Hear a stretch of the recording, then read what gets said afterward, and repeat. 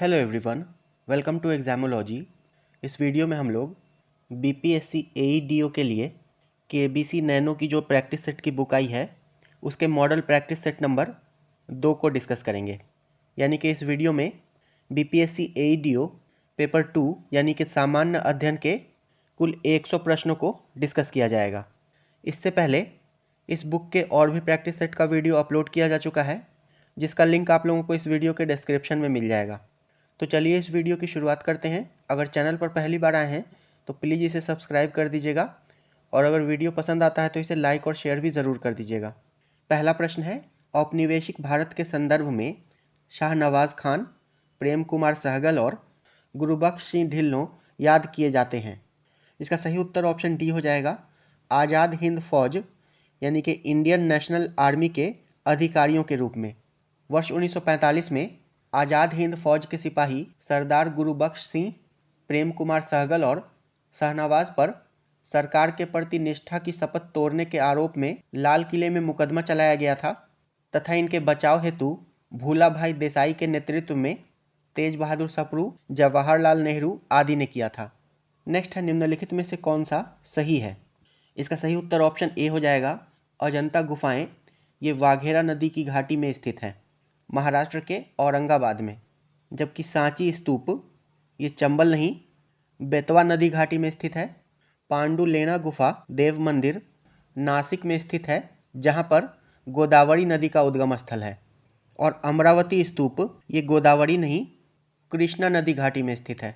Next है, आंध्र प्रदेश में मदनपल्ली के संदर्भ में निम्नलिखित में से कौन सा कथन सही है।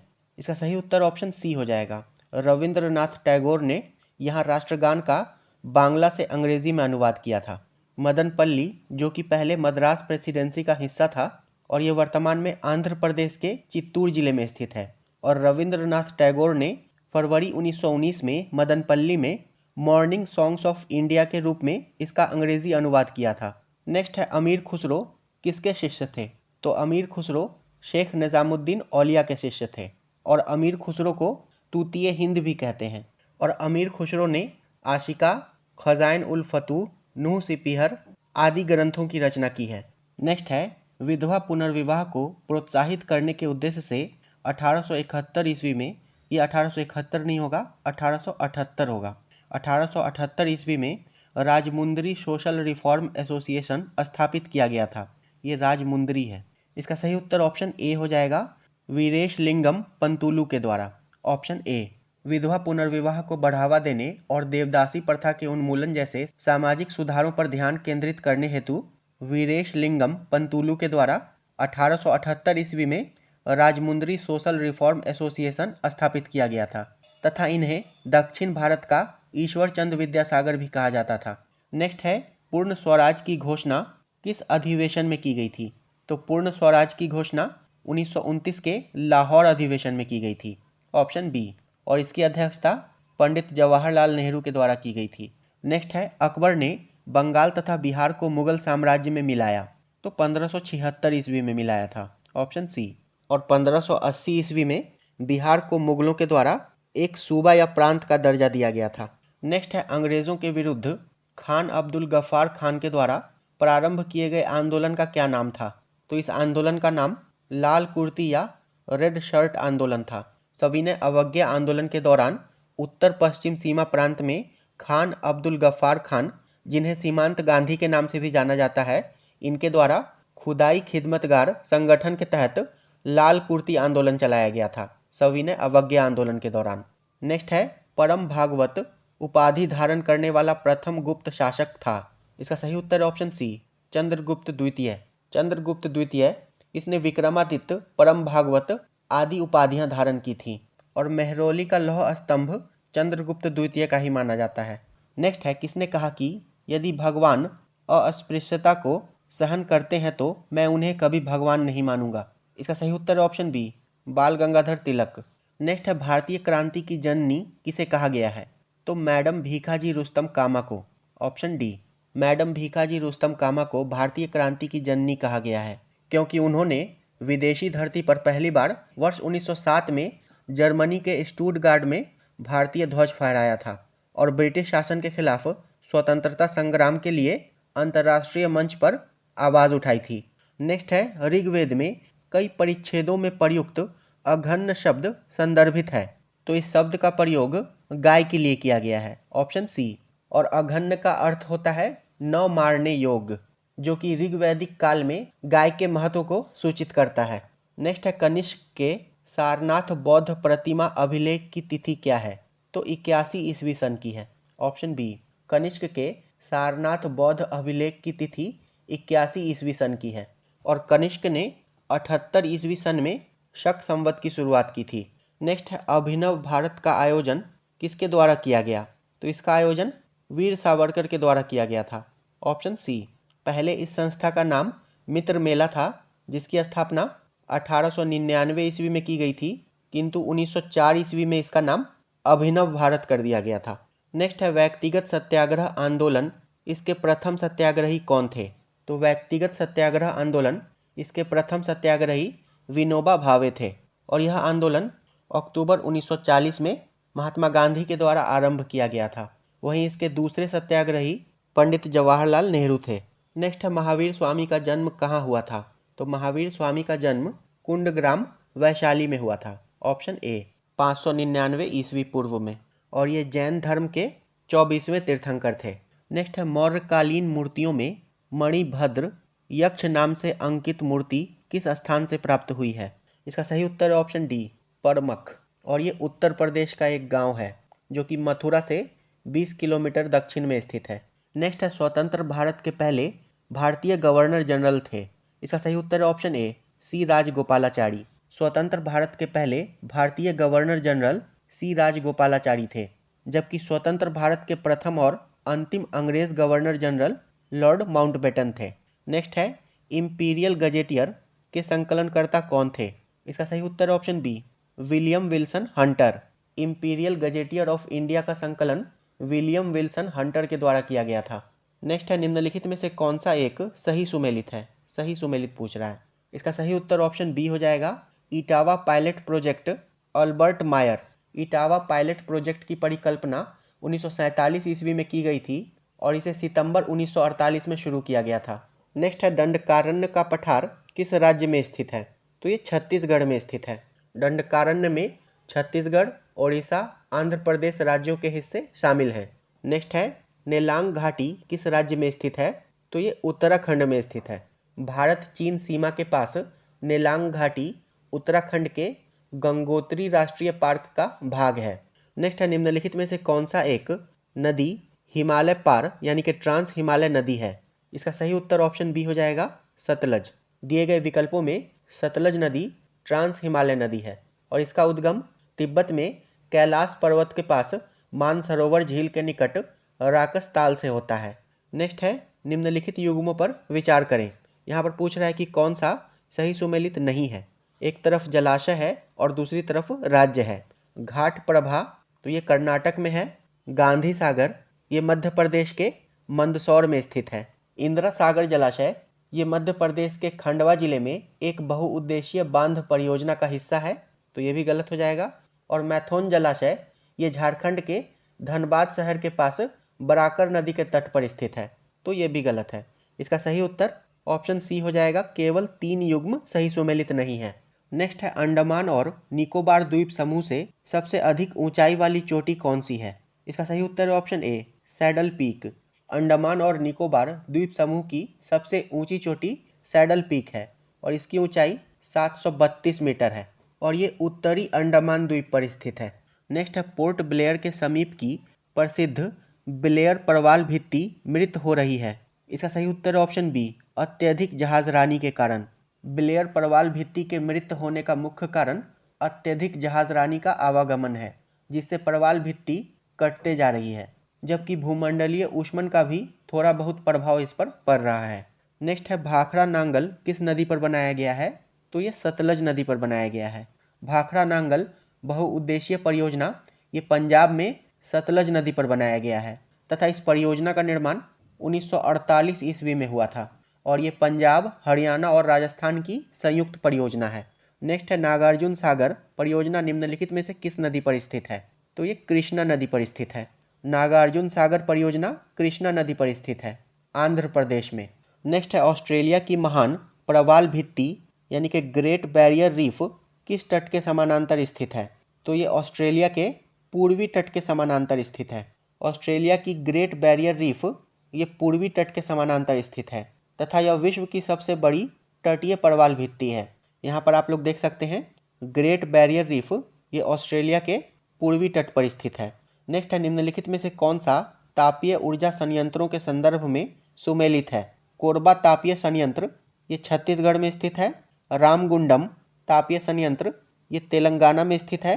तलचर तापीय संयंत्र ये ओडिशा में स्थित है तथा कवास तापीय ऊर्जा संयंत्र ये गुजरात में स्थित है। इसका सही उत्तर ऑप्शन डी हो जाएगा।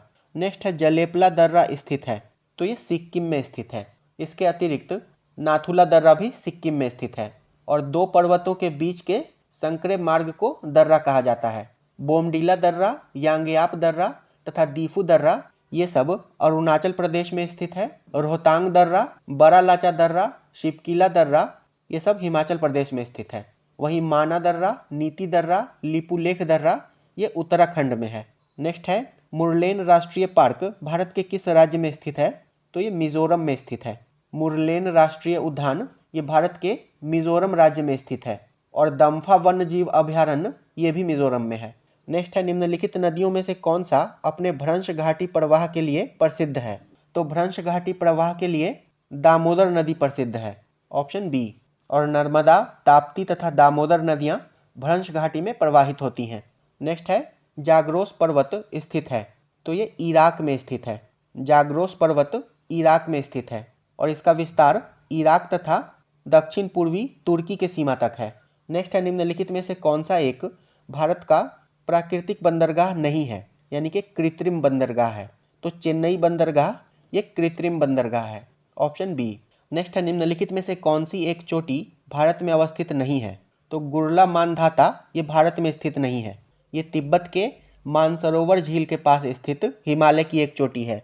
कामेट ये उत्तराखंड में स्थित है तथा नंगा पर्वत ये पीओके में स्थित है और नामचा बड़वा ये अरुणाचल प्रदेश के सीमा के पास स्थित है। नेक्स्ट है नर्मदा एवं ताप्ती नदियों के मध्य स्थित है, तो नर्मदा और ताप्ती नदियों के मध्य सतपुरा श्रेणियाँ स्थित हैं। विंध्य पर्वत ये नर्मदा नदी के उत्तर में स्थित है। राजमहल पहाड़ियाँ ये झारखंड के उत्तर पूर्वी भाग में स्थित है और अरावली पहाड़ियाँ ये दिल्ली से गुजरात तक फैली हुई है, जो कि दुनिया की सबसे पुरानी पर्वत श्रृंखलाओं में से एक मानी जाती है। नेक्स्ट है रिक्टर स्केल का प्रयोग किया जाता है, तो रिक्टर स्केल का प्रयोग भूकंप की तीव्रता नापने के लिए किया जाता है।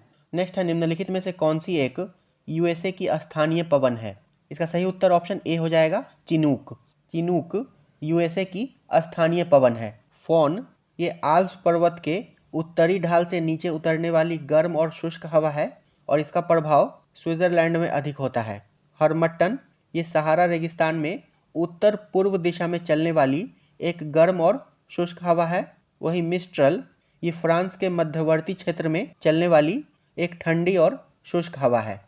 नेक्स्ट है राष्ट्रीय डेयरी अनुसंधान संस्थान स्थापित है, तो ये करनाल हरियाणा में स्थापित है। राष्ट्रीय डेयरी अनुसंधान संस्थान हरियाणा के करनाल में स्थापित है। नेक्स्ट है करेरा अभयारण्य है, तो ये मध्य प्रदेश में स्थित है। नेक्स्ट है अनुसूचित जातियों और अनुसूचित जनजातियों के लिए एक राष्ट्रीय आयोग गठित करने का प्रावधान संविधान के किस अनुच्छेद के अंतर्गत किया गया है? इसका सही उत्तर है ऑप्शन ए, अनुच्छेद 338 और 338 ए। भारतीय संविधान के अनुच्छेद 338 के तहत अनुसूचित जातियों के लिए राष्ट्रीय आयोग तथा अनुच्छेद 338 ए के तहत अनुसूचित जनजातियों के लिए राष्ट्रीय आयोग के गठन का प्रावधान किया गया है और अनुच्छेद 338 बी के तहत 102वें संविधान संशोधन अधिनियम के द्वारा राष्ट्रीय पिछड़ा वर्ग आयोग को संवैधानिक निकाय के रूप में स्थापित किया गया है। नेक्स्ट है राज्य विधानसभा में कोई भी धन विधेयक पुनः स्थापित नहीं किया जा सकता है बगैर, इसका सही उत्तर ऑप्शन बी हो जाएगा, राज्य के राज्यपाल की संस्तुति के। राज्य विधानसभा में कोई भी धन विधेयक राज्य के राज्यपाल की संस्तुति के बिना पुनः स्थापित नहीं किया जा सकता है। नेक्स्ट है निम्नलिखित में से किस समिति में राज्यसभा का प्रतिनिधित्व नहीं होता है? इसका सही उत्तर ऑप्शन सी हो जाएगा, आकलन समिति या प्राक्कलन समिति। और इस समिति में केवल लोकसभा के 30 सदस्य होते हैं। लोक लेखा समिति, इसमें 22 सदस्य होते हैं, जिसमें 15 सदस्य लोकसभा से और 7 सदस्य राज्यसभा से चुने जाते हैं। सार्वजनिक उपक्रमों की समिति, इसमें भी 22 सदस्य होते हैं और इसके भी 15 सदस्य लोकसभा से और 7 सदस्य राज्यसभा से चुने जाते हैं। नेक्स्ट है लोकसभा द्वारा विचारार्थ भेजे गए वित्त विधेयक को राज्यसभा अधिकतम इतने समय तक रोके रख सकती है। तो राज्यसभा इसे अधिकतम 14 दिनों तक रोके रख सकती है। वित्त विधेयक को लोकसभा में पारित होने के बाद उसे संस्तुति के लिए राज्यसभा में भेजा जाता है और राज्यसभा को वित्त विधेयक के बारे में केवल सिफारिश करने का अधिकार प्राप्त है तथा यह लोकसभा पर निर्भर करता है कि वह राज्यसभा की सिफारिश को स्वीकार अथवा अस्वीकार कर दे। नेक्स्ट है इनमें से कौन राज्य के नीति निर्देशक सिद्धांतों में सम्मिलित नहीं है। मद्य निषेध, ये डीपीएसपी के अंतर्गत अनुच्छेद 47 में है। काम का अधिकार, यह अनुच्छेद 41 में है। समान कार्य हेतु समान वेतन, यह अनुच्छेद 39D में है। और सूचना का अधिकार, ये एक मौलिक अधिकार है जो कि अनुच्छेद 19(1)A में सम्मिलित है। इस प्रकार इसका सही उत्तर ऑप्शन डी हो जाएगा। सूचना का अधिकार एक मौलिक अधिकार है, न कि नीति निर्देशक सिद्धांत। नेक्स्ट है भारत का संविधान स्पष्टतः प्रेस की आज़ादी की व्यवस्था नहीं करता है, किंतु यह आज़ादी अंतर्निहित है। अनुच्छेद, तो प्रेस की स्वतंत्रता, ये अनुच्छेद 19(1)A में अंतर्निहित है। ऑप्शन ए इसका सही उत्तर हो जाएगा। नेक्स्ट है निम्नलिखित में से कौन सा अनुच्छेद धार्मिक कार्यों के प्रबंधन की स्वतंत्रता से संबंधित है। तो मौलिक अधिकारों के अंतर्गत अनुच्छेद 25 से 28 तक धार्मिक स्वतंत्रता का प्रावधान किया गया है, जिसके अंतर्गत अनुच्छेद 26 ये धार्मिक कार्यों के प्रबंधन की स्वतंत्रता का प्रावधान करता है। ऑप्शन ए इसका सही उत्तर हो जाएगा। अनुच्छेद 24 इसके अंतर्गत 14 वर्ष से कम उम्र के बच्चों को जोखिम वाले कार्यों से निषेध किया गया है। अनुच्छेद 23 ये मानव दुर्व्यापार, बेगार तथा बालात श्रम का निषेध करता है तथा अनुच्छेद 28 ये सरकार द्वारा वित्त पोषित या अर्ध पोषित संस्थाओं में धार्मिक शिक्षा निषिद्ध करता है। नेक्स्ट है भारत का प्रधानमंत्री किसके प्रति जवाबदेह है। तो भारत का प्रधानमंत्री लोकसभा के प्रति जवाबदेह है। ऑप्शन सी इसका सही उत्तर हो जाएगा। भारत का प्रधानमंत्री अपनी मंत्री परिषद के साथ लोकसभा के प्रति जवाबदेह होता है तथा भारतीय संविधान के अनुच्छेद 75(1) के अनुसार प्रधानमंत्री की नियुक्ति राष्ट्रपति करता है तथा अनुच्छेद 75(3) के अनुसार मंत्रिपरिषद सामूहिक रूप से लोकसभा के प्रति उत्तरदायी होती है। नेक्स्ट है एक एमपी की सीट को रिक्त घोषित किया जा सकता है यदि वह सदन से लगातार कितनी अवधि के लिए अनुपस्थित रहता है। इसका सही उत्तर ऑप्शन बी हो जाएगा, 2 माह। भारतीय संविधान के अनुच्छेद 101(4) संसद सदस्यों के स्थान की रिक्ति से संबंधित है और यदि कोई सदस्य सदन की अनुमति के बिना 60 दिनों की अवधि से अधिक समय के लिए सदन की बैठक से अनुपस्थित रहता है तो उसका पद रिक्त घोषित किया जा सकता है तथा इन 60 दिनों की अवधि की गणना में सदन के स्थगन या सत्रावसान की लगातार 4 दिनों से अधिक अवधि को शामिल नहीं किया जाता है। नेक्स्ट है राज्यों में राष्ट्रपति शासन भारतीय संविधान के किस अनुच्छेद के तहत लगाया जाता है। तो ये अनुच्छेद 356 के तहत लगाया जाता है और इस अनुच्छेद के तहत राज्यपाल की रिपोर्ट के आधार पर राष्ट्रपति को लगता है कि ऐसी स्थिति उत्पन्न हो गई है कि राज्य सरकार संवैधानिक रूप से कार्य नहीं कर रही है, तब राष्ट्रपति शासन लगाया जाता है। नेक्स्ट, भारतीय संविधान का कौन सा अनुच्छेद संवैधानिक प्रावधानों की संघीय संसद राज्य विधान पालिकाओं द्वारा बनाए गए नियमों कानूनों पर प्राथमिकता प्रदान करता है। इसका सही उत्तर ऑप्शन सी हो जाएगा, अनुच्छेद 245। भारतीय संविधान का अनुच्छेद 245 संसद और राज्य विधान मंडलों की कानून बनाने की शक्तियों की सीमा से संबंधित है, जिसके अनुसार संसद पूरे भारत या उसके किसी क्षेत्र के लिए कानून बना सकती है, जबकि एक राज्य का विधानमंडल पूरे राज्य या उसके किसी भी हिस्से के लिए कानून बना सकता है। नेक्स्ट है, निम्नलिखित संवैधानिक उपचारों में से किसे पोस्टमार्टम भी कहा जाता है। इसका सही उत्तर है ऑप्शन डी, अधिकार परीक्षा। भारतीय संविधान का अनुच्छेद 32 संवैधानिक उपचारों के अधिकार से संबंधित है, जिसके तहत 5 प्रकार के रिट जारी किए जाते हैं: अधिकार परीक्षा, परमादेश, उत्प्रेषण, प्रतिषेध और बंदी प्रत्यक्षीकरण। और अधिकार परीक्षा रिट किसी व्यक्ति द्वारा अवैध रूप से सार्वजनिक पद धारण करने पर रोक लगाने के लिए सर्वोच्च न्यायालय या उच्च न्यायालय के द्वारा जारी किया जाता है।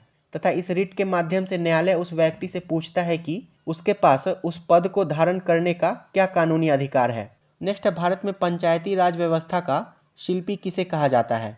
इसका सही उत्तर है ऑप्शन सी, बलवंत राय मेहता को। तथा बलवंत राय मेहता समिति का गठन 1957 ईस्वी में किया गया था और इसने त्रिस्तरीय पंचायती राज व्यवस्था की स्थापना की संस्तुति दी थी। नेक्स्ट है, सिक्किम भारत का एक राज्य बनाया गया था। तो 35वें संविधान संशोधन अधिनियम के द्वारा सिक्किम को भारत के सहयुक्त राज्य के रूप में शामिल किया गया था और 36वें संविधान संशोधन अधिनियम 1975 के द्वारा सिक्किम को भारत का पूर्ण राज्य बनाया गया था। नेक्स्ट है, सर्वोच्च न्यायालय का न्यायाधीश अपना पद त्याग सकता है पत्र लिखकर। इसका सही उत्तर है ऑप्शन बी, राष्ट्रपति को। भारतीय संविधान के अनुच्छेद 124(2) के अनुसार सर्वोच्च न्यायालय का न्यायाधीश राष्ट्रपति को एक हस्ताक्षरित पत्र लिखकर अपना पद त्याग सकता है। वहीं सर्वोच्च न्यायालय के न्यायाधीश को कदाचार और असमर्थता के आधार पर संसद के द्वारा हटाया जा सकता है। नेक्स्ट है, भारतीय संविधान की 6ठी अनुसूची के प्रावधान निम्नलिखित में से किस राज्य में लागू होते हैं। तो 6ठी अनुसूची के प्रावधान असम, मेघालय, त्रिपुरा और मिजोरम में लागू होते हैं। ऑप्शन ए इसका सही उत्तर हो जाएगा। और 6ठी अनुसूची ये असम, मेघालय, त्रिपुरा और मिजोरम के जनजातीय क्षेत्रों के प्रशासन से संबंधित प्रावधान करती है। नेक्स्ट है, भारत के संविधान के किस भाग में हम नागरिकता से संबंधित प्रावधानों को पाते हैं। तो नागरिकता से संबंधित प्रावधान भारतीय संविधान के भाग 2 के अंतर्गत है, अनुच्छेद 5 से 11 के मध्य। और भारतीय संविधान अपने नागरिकों को एकल नागरिकता का प्रावधान करता है। भाग 1 में संघ और उसका राज्य क्षेत्र है, भाग 7 को निरस्त कर दिया गया है तथा भाग 9 ये पंचायतों से संबंधित है। नेक्स्ट है, अनुच्छेद 249 के खंड 1 के अंतर्गत पारित प्रस्ताव निम्नलिखित में से किससे अधिक समय के लिए प्रवृत्त नहीं रहेगा। इसका सही उत्तर ऑप्शन डी हो जाएगा, 1 वर्ष। अनुच्छेद 249 के खंड 1 के अंतर्गत पारित प्रस्ताव 1 वर्ष से अधिक समय के लिए प्रवृत्त नहीं रहेगा। और अनुच्छेद 249 संसद को यह अधिकार देता है कि वह राज्य सूची में शामिल किसी भी विषय पर कानून बना सके, बशर्ते कि राज्यसभा अपने उपस्थित और मतदान करने वाले सदस्यों के 2/3 बहुमत से यह संकल्प पारित करे कि ऐसा करना राष्ट्रहित में आवश्यक है। नेक्स्ट है, लोहे की कमी से कौन सा रोग होता है। तो लोहे की कमी से दिए गए विकल्पों में ग्वाइटर रोग होता है। लोहे की कमी से प्रत्यक्ष या अप्रत्यक्ष रूप से थायराइड ग्रंथि की क्रिया प्रभावित होती है। वहीं लोहे की कमी से मुख्य रूप से रक्त क्षीणता या अरक्तता जैसी बीमारी होती है। पोलियो जो है ये पोलियो वायरस के कारण होता है। रिकेट्स ये विटामिन डी की कमी के कारण होता है और स्कर्वी ये विटामिन सी की कमी के कारण होता है। यहाँ पर मिलान करना है। वीटी कल्चर का संबंध अंगूर की खेती से है। वेजी कल्चर इसका संबंध वृक्षों की कृषि से है। पीसी कल्चर का संबंध मछली पालन से है तथा ओरेली कल्चर का संबंध सब्जी की खेती से है। इसका सही उत्तर ऑप्शन बी हो जाएगा, 4, 3, 2, 1। नेक्स्ट है, निम्नलिखित में से कौन सा पादप हार्मोन है। तो साइटोकाइनिन ये पादप हार्मोन है और ये पौधों में कोशिका विभाजन को बढ़ावा देता है तथा वृद्धि और विकास प्रक्रियाओं में शामिल होता है। इसके अतिरिक्त auxin, gibberellin, abscisic acid, ethylene आदि पादप हार्मोन है। वहीं इंसुलिन, एस्ट्रोजन तथा थायरॉक्सिन ये मानव हार्मोन के उदाहरण हैं। नेक्स्ट है, निम्नलिखित में से कौन सा तना है। इसका सही उत्तर ऑप्शन बी हो जाएगा, अदरक, क्योंकि अदरक में नोट्स और इंटरनोट्स होते हैं। अदरक एक भूमिगत तना है। शलजम ये जड़ है, गाजर ये भी जड़ है और शकरकंद ये भी जड़ का उदाहरण है। नेक्स्ट है, निम्नलिखित में से किसका उपयोग रक्त कैंसर के उपचार में किया जाता है। तो रक्त कैंसर या ल्यूकेमिया की जांच एवं उपचार के लिए फास्फोरस 32 का उपयोग किया जाता है। आयोडीन 131 का उपयोग, थायराइड कैंसर के लिए सोडियम 24 का उपयोग मुख्य रूप से रक्त प्रवाह का मापन करने के लिए किया जाता है और कोबाल्ट 60 का प्रयोग ट्यूमर कैंसर के उपचार में होता है। नेक्स्ट है, डेंगू बुखार में मानव शरीर में निम्नलिखित में से किसकी कमी हो जाती है। तो डेंगू एक वायरल बुखार है जो एडीज मच्छर के काटने से फैलता है, मुख्य रूप से एडीज इजिप्टियाई मच्छर के। और डेंगू बुखार में मानव शरीर में प्लेटलेट्स की कमी हो जाती है। नेक्स्ट है, मनुष्य के अंगों में से कौन एक हानिकारक विकिरणों से सर्वाधिक सुप्रभाव है? इसका सही उत्तर है ऑप्शन ए आँखें। सूर्य की हानिकारक पराबैंगनी किरणों के प्रति मनुष्य की आँखें सर्वाधिक सुप्रभाव होती हैं। सबसे ज़्यादा असर आँखों पर ही पड़ता है। नेक्स्ट है, निम्नलिखित में से किसे हंसने वाली गैस कहा जाता है? तो नाइट्रस ऑक्साइड को कहा जाता है। हंसने वाली गैस नाइट्रस ऑक्साइड को कहा जाता है और इसका रासायनिक सूत्र N2O होता है। नेक्स्ट है, प्रकाश संश्लेषण का उपोत्पाद है। तो प्रकाश संश्लेषण का उपोत्पाद ऑक्सीजन होता है O2 और इसका समीकरण इस प्रकार होता है CO2 प्लस H2O। ये सूर्य की प्रकाश की उपस्थिति में ग्लूकोज और ऑक्सीजन बनाता है। नेक्स्ट है, आधुनिक रसायन शास्त्र का जनक किसे कहा जाता है? तो लेवोजियर को कहा जाता है। आधुनिक रसायन शास्त्र का जनक लेवोजियर को कहा जाता है। नेक्स्ट है, इलेक्ट्रोइंसेफेलोग्राम यानी कि EEG निम्नलिखित में से किसकी निगरानी के लिए उपयोग होता है? तो ये मस्तिष्क की निगरानी के लिए उपयोग होता है। वहीं ECG यानी कि इलेक्ट्रोकार्डियोग्राम, इसका उपयोग हृदय स्वास्थ्य के आकलन के लिए किया जाता है। नेक्स्ट है, निम्नलिखित में से कौन एक कीटभक्षी पौधा है? इसका सही उत्तर ऑप्शन डी हो जाएगा नेपेंथिस। नेपेंथिस एक कीटभक्षी पौधा है। इसके अलावा कुछ कीटभक्षी पौधों के उदाहरण इस प्रकार हैं: Venus fly trap, pitcher plant, sundew आदि। नेक्स्ट है, टूटी हुई हड्डियों की रक्षा के लिए प्लास्टर ऑफ पेरिस का प्रयोग होता है। यह है, तो प्लास्टर ऑफ पेरिस ये जिप्सम है। प्लास्टर ऑफ पेरिस पानी के संपर्क में आते ही जिप्सम बन जाता है और प्लास्टर ऑफ पेरिस का रासायनिक सूत्र CaSO4 हाफ H2O होता है और जिप्सम का रासायनिक सूत्र CaSO4 2H2O होता है।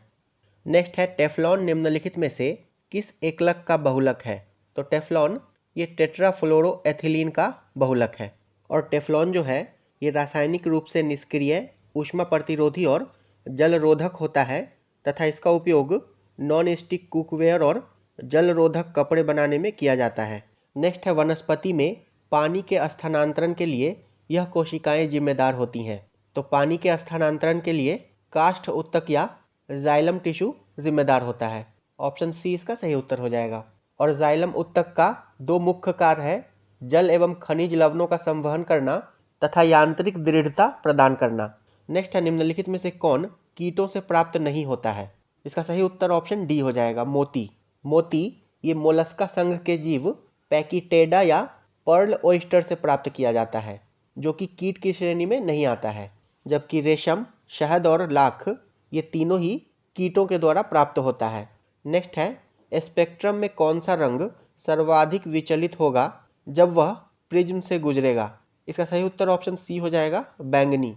बैंगनी रंग सर्वाधिक विचलित होता है क्योंकि बैंगनी रंग का तरंग दैर्ध्य सबसे कम होता है और सबसे कम विचलन लाल रंग का होता है। नेक्स्ट है, AC को DC में रूपांतरित करने के लिए निम्न युक्ति काम में ली जाती है। तो AC को DC में रूपांतरित करने के लिए दिष्टकारी का उपयोग किया जाता है, यानी कि रेक्टिफायर। वहीं DC को AC में बदलने के लिए इन्वर्टर का उपयोग किया जाता है। नेक्स्ट है, मानव शरीर की सबसे बड़ी ग्रंथि है। तो मानव शरीर की सबसे बड़ी ग्रंथि यकृत है तथा सबसे छोटी ग्रंथि पीनियल ग्रंथि है। नेक्स्ट है, निम्नलिखित में से कौन सा mRNA वैक्सीन है जिसका उपयोग कोविड-19 संक्रमण के विरुद्ध किया जाता है? इसका सही उत्तर ऑप्शन सी हो जाएगा मॉडर्ना। मॉडर्ना अमेरिका द्वारा विकसित mRNA टीका है। वहीं स्पुतनिक जो है ये रूस के द्वारा विकसित वायरल वेक्टर वैक्सीन है। नोवावैक्स ये अमेरिका द्वारा विकसित प्रोटीन आधारित टीका है और सिनोवैक ये चीन द्वारा विकसित निष्क्रिय वायरस टीका है। नेक्स्ट है, किस विटामिन की कमी से अंधापन हो सकता है? तो विटामिन ए की कमी से। विटामिन सी की कमी से स्कर्वी होता है तथा विटामिन डी की कमी से रिकेट्स होता है और विटामिन बी कॉम्प्लेक्स की कमी से एनीमिया, बेरीबेरी, पेलाग्रा, तंत्रिका संबंधी समस्याएं आदि हो सकती हैं। नेक्स्ट है, सबसे अधिक क्रियाशील धातु कौन सी है? तो सबसे अधिक क्रियाशील धातु पोटेशियम है। इसके बाद फिर सोडियम, फिर कैल्शियम और उसके बाद फिर मैग्नीशियम, एल्युमिनियम, जिंक, आयरन आदि होता है। नेक्स्ट है, निम्नलिखित में से कौन क्षार का गुण नहीं है? इसका सही उत्तर ऑप्शन ए हो जाएगा। ये पानी में हाइड्रोजन आयन उत्पन्न करते हैं, ये अम्ल का गुण है। और क्षार जो है ये अम्ल के साथ मिलकर लवण और जल बनाते हैं और जल में मिलने पर OH- आयन देते हैं। नेक्स्ट है, हमारी मांसपेशियों में अधिक ऑक्सीजन की आपूर्ति के लिए निम्नलिखित में से कौन सा हार्मोन हृदय की गति को बढ़ा देता है?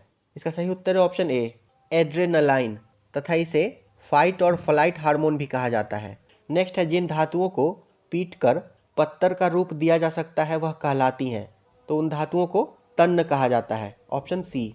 नेक्स्ट है, पानी की अस्थायी कठोरता के लिए निम्न में से कौन उत्तरदायी है? इसका सही उत्तर ऑप्शन ए हो जाएगा, कैल्शियम और मैग्नीशियम के क्लोराइड्स व सल्फेट्स तथा सोडियम कार्बोनेट के सहायता से पानी की अस्थायी कठोरता को दूर किया जा सकता है। नेक्स्ट है, चूहे मारने का जहर किस रासायनिक पदार्थ से बनता है? तो ये पोटेशियम साइनाइड से बनता है, ऑप्शन सी। नेक्स्ट है, स्थिर जल पर तेल छिड़कने पर मलेरिया का नियंत्रण किया जा सकता है, कारण? तो मच्छर के लार्वा श्वास नहीं ले सकते हैं और वे मर जाते हैं, ऑप्शन सी इसका सही उत्तर हो जाएगा। स्थिर जल में तेल छिड़कने से इसके पृष्ठ तनाव में कमी आ जाती है, जिसके फलस्वरूप मच्छर के लार्वा जल में डूब जाते हैं और उनकी मृत्यु हो जाती है। नेक्स्ट है, महासागर में डूबी हुई वस्तुओं की स्थिति जानने के लिए निम्नलिखित में से किस यंत्र का प्रयोग किया जाता है? तो इसके लिए सोनार का उपयोग किया जाता है, और सोनार का मतलब होता है साउंड नेविगेशन एंड रेंजिंग, और सोनार जो है पराश्रव्य तरंगों का उपयोग करता है। नेक्स्ट है, वर्ष के अधिकांश हिस्से में बेरोजगार रहने वाले व्यक्तियों की संख्या को कहा जाता है। इसका सही उत्तर ऑप्शन ए हो जाएगा, सामान्य स्थिति बेरोजगारी। वर्ष के अधिकांश हिस्से में बेरोजगार रहने वाले व्यक्तियों की संख्या को सामान्य स्थिति बेरोजगारी कहा जाता है।